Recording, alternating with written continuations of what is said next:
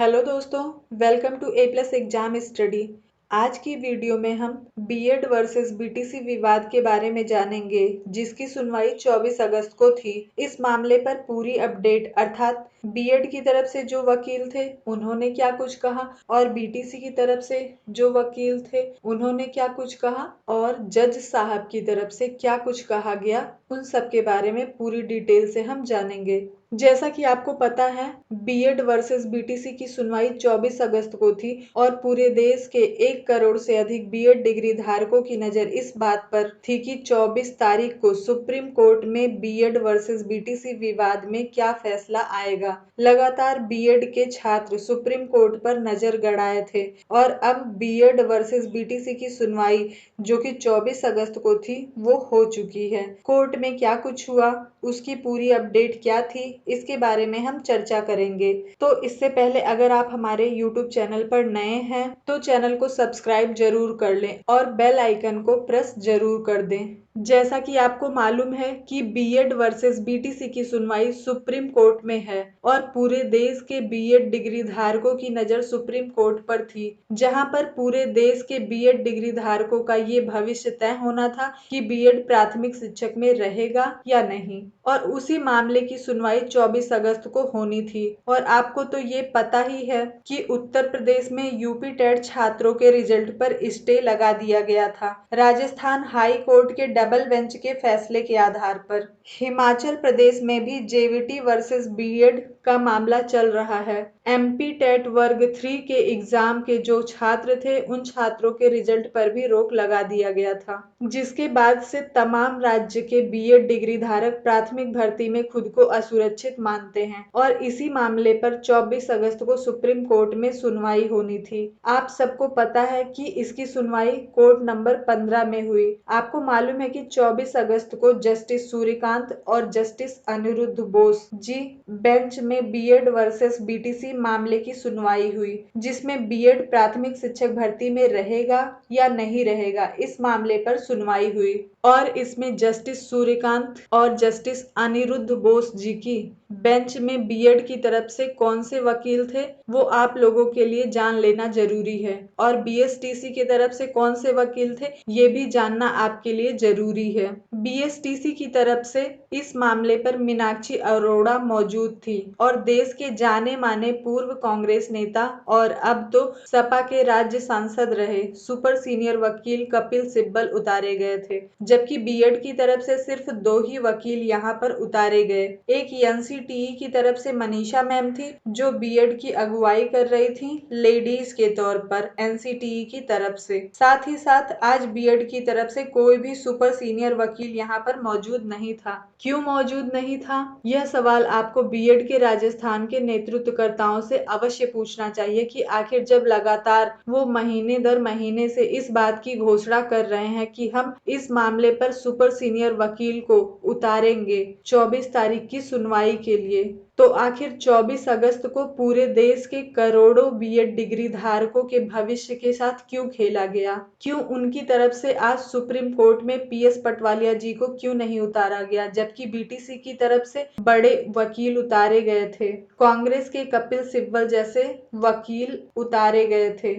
वो बीएड को प्राथमिक शिक्षक भर्ती से निकालने के लिए जब सुपर सीनियर वकील उनकी तरफ से उतारा गया तो बीएड अभ्यर्थियों की तरफ से क्यों नहीं उतारा गया? अब तक बीएड के छात्रों को यह भरोसा दिलाया गया था कि इस सुनवाई के लिए पीएस पटवालिया जी को उतारा जाएगा, लेकिन पता नहीं क्यों ऐसा कौन सा कारण है जो बीएड के राजस्थान के नेतृत्वकर्ताओं ने सुपर सीनियर वकील पीएस पटवालिया जी को नहीं उतारा है। ये सवाल आपको बीएड राजस्थान के नेतृत्वकर्ताओं से पूछना चाहिए। अब बीएड की तरफ से कौन से लोग बीएड की अगुवाई सुप्रीम कोर्ट में कर रहे हैं? बीएड की तरफ से एओआर, जो आप बहुत अच्छे से जानते हैं, एडवोकेट ऑन रिकॉर्ड जिन्हें बोला जाता है, तो बीएड की तरफ से एक वकील थे अमित पवन, वो एक नॉर्मल वकील थे। जैसा कि आप जानते हैं वो बीएड की तरफ से बात रख रहे थे और साथ में एक और वकील थे, और एनसीटीई की तरफ से मनीषा मैम मौजूद थी। 3 वकील जो बीएड की तरफ से मौजूद थे, लेकिन कोई भी सुपर सीनियर वकील इस मामले पर मौजूद नहीं था,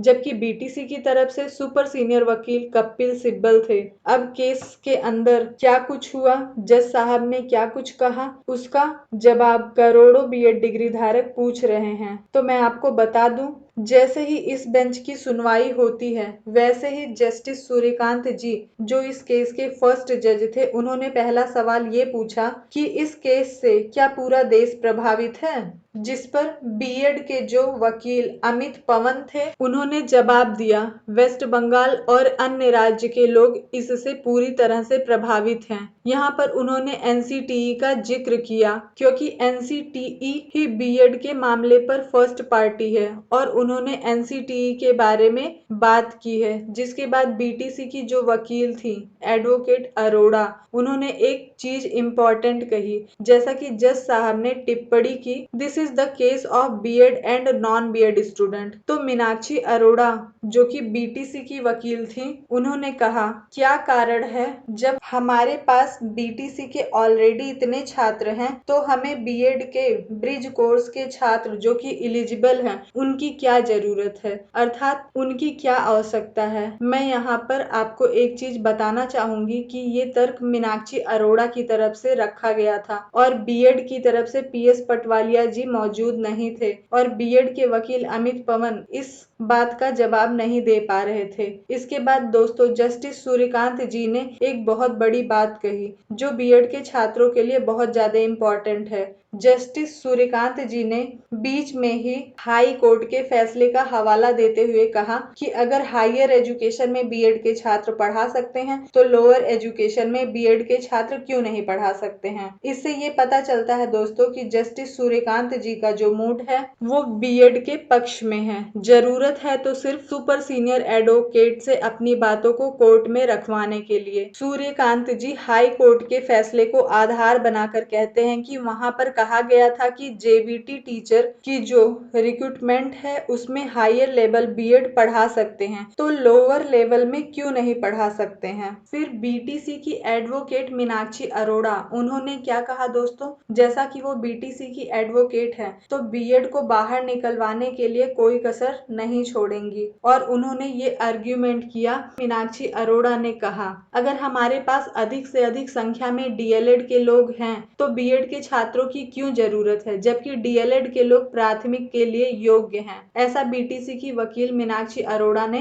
कहा। आप एक चीज यहाँ पर जान लीजिए कि बीएड 28/6/2018 के नोटिफिकेशन के आधार पर प्राथमिक शिक्षक में लाया गया था और 28/6/2018 का जो नोटिफिकेशन बना है वो 2010 की कमेटी के आधार पर बना है। तो हर तरह से बीएड प्राथमिक भर्ती के लिए एलिजिबल है। इस बात को रखने के लिए जो बीएड के नेतृत्व करता है उन्हें इस मामले को समझना चाहिए और जाहिर सी बात है उन्हें अपनी शानदार पैरवी अपने सुपर सीनियर अधिवक्ताओं के साथ करवानी चाहिए। इसके बाद 12:30 पे कपिल सिब्बल जी कोर्ट के अंदर आते हैं और वो कहते हैं कि जो एनसीटीई है उसने अभी तक इस मामले पर कोई भी काउंटर एफिडेविट नहीं दिया है, जिस पर जज साहब ये कहते हैं क्या एनसीटी ने काउंटर एफिडेविट नहीं दिया है, तो उस पर बीएड के अधिवक्ताओं का जो पैनल था उसने ये रिप्लाई किया एमएचआरटी ने अपनी एसएलवी फाइल की है। तो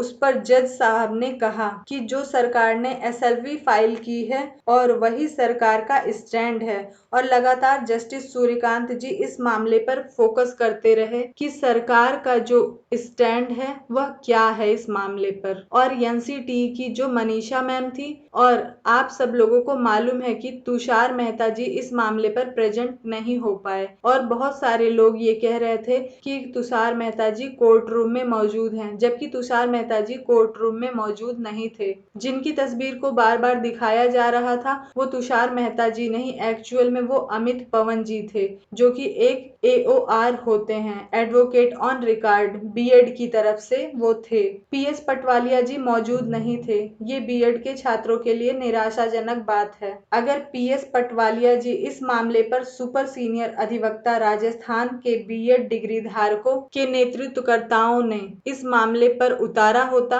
और उन्होंने बहस की होती तो कुछ और ही अच्छे परिणाम आने की उम्मीद थी। जज साहब ने कहा जो एसएलवी है वही सरकार का स्टैंड है, जिसके बाद कपिल सिब्बल मीनाक्षी अरोड़ा और डॉक्टर सिंघवी जो कि बीटीसी की तरफ से वकील थे, वो लगातार कोर्ट पर ये दबाव बनाने की कोशिश कर रहे थे कि एनसीटीई की तरफ से कोई भी काउंटर एफिडेविट का नोटिस नहीं मिला है, जिसके बाद जज साहब ने कहा कि 6 वीक अर्थात 6 सप्ताह के अंदर एनसीटीई को union of India secondary board education और अदर पार्टी जो है उनको अपने काउंटर एफिडेविट के जो नोटिस हैं वो प्रोवाइड कराने होंगे। उसके बाद जज साहब ने कहा कि एनसीटीई का जो रेगुलेशन है वो सभी राज्यों के लिए अप्लाई होगा। कुल मिलाकर बीएड वर्सेस बीटीसी का सार यही रहा कि लगातार बीटीसी की अधिवक्ताओं के द्वारा अर्थात सुपर सीनियर वकीलों के द्वारा वो लगातार ये दबाव बनाने की कोशिश कर रहे थे कि बीएड को प्राथमिक शिक्षक भर्ती से बाहर निकाल दिया जाए। दुखद ये है